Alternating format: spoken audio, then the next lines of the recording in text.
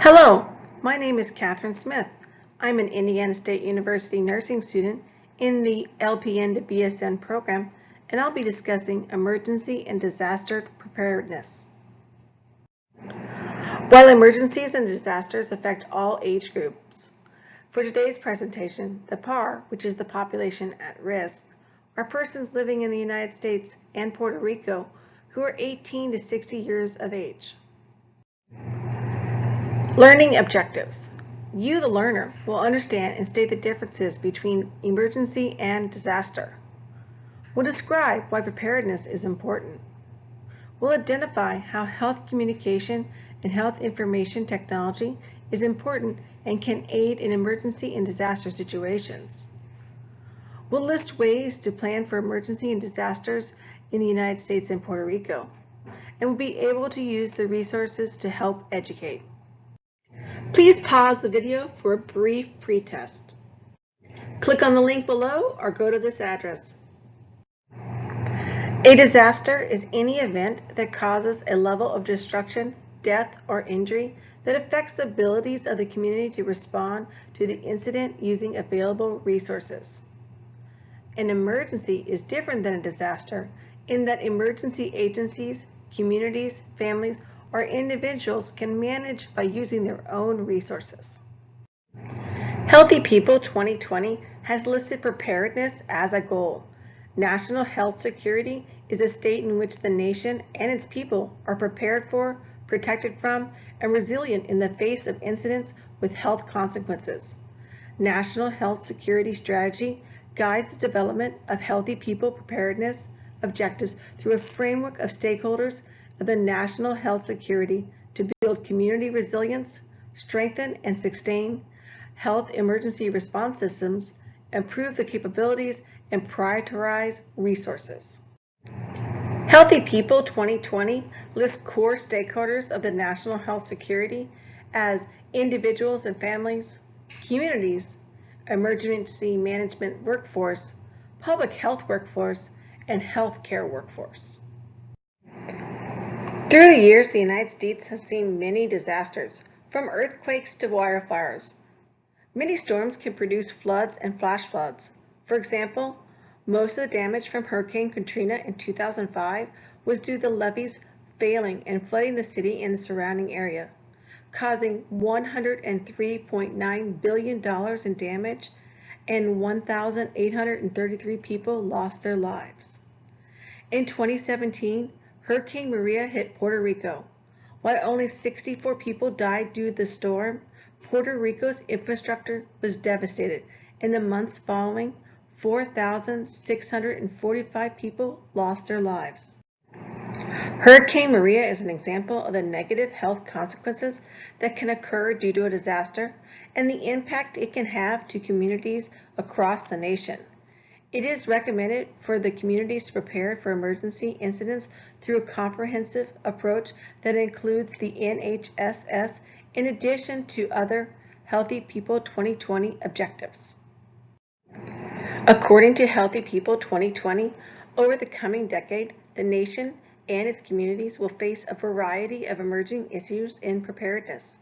Stakeholders should plan for the increased prevalence of emerging and re-emerging infectious diseases, incorporate disaster risk reduction as an approach to preparedness, focus on health disparities and variations in preparedness across geographies, communities, and demographics, analyze how demographic trends are changing the vulnerability of populations during a public health emergency, protect against threats to electronic health record systems, and identify how to take advantage of trends and technological innovation.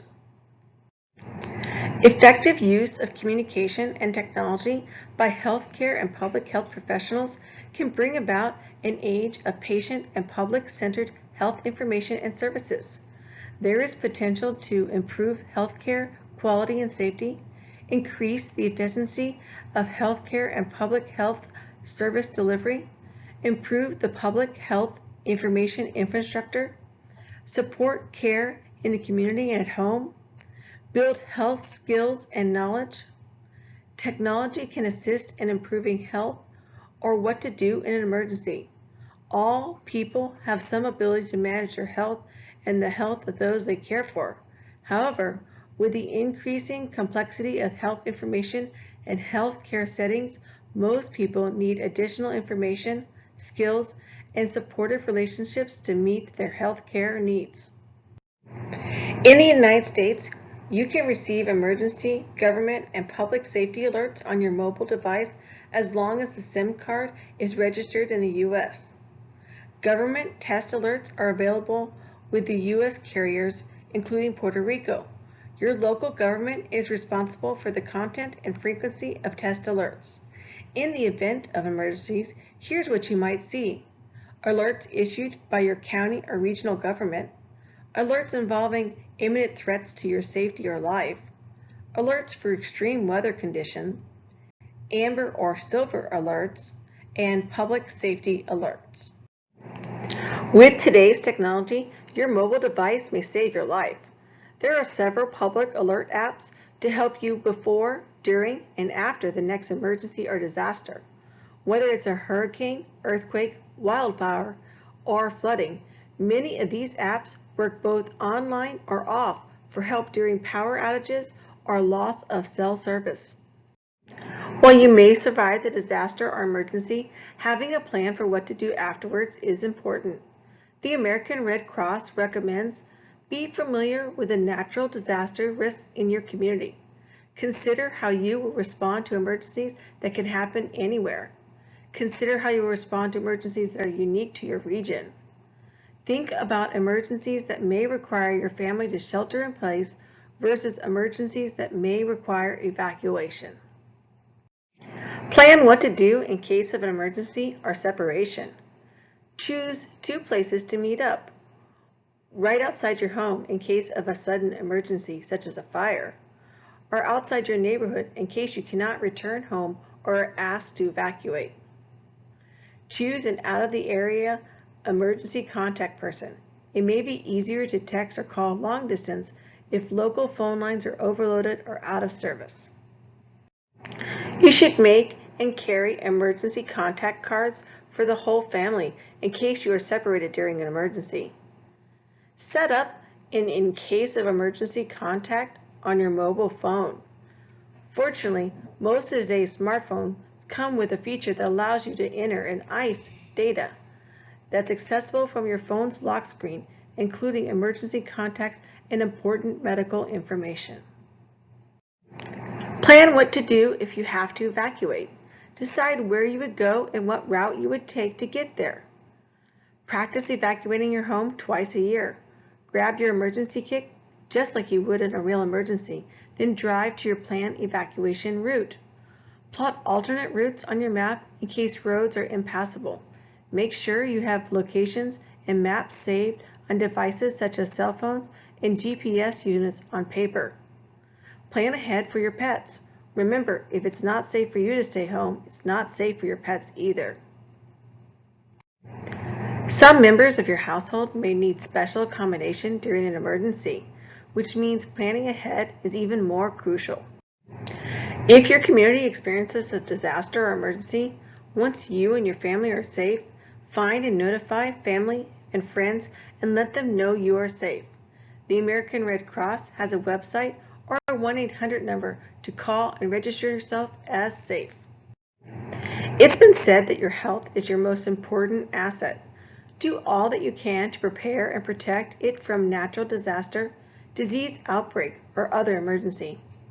Despite the many reasons and motivations to prepare for emergency, many people are underprepared to protect the health of their families from direct and indirect effects of an emergency.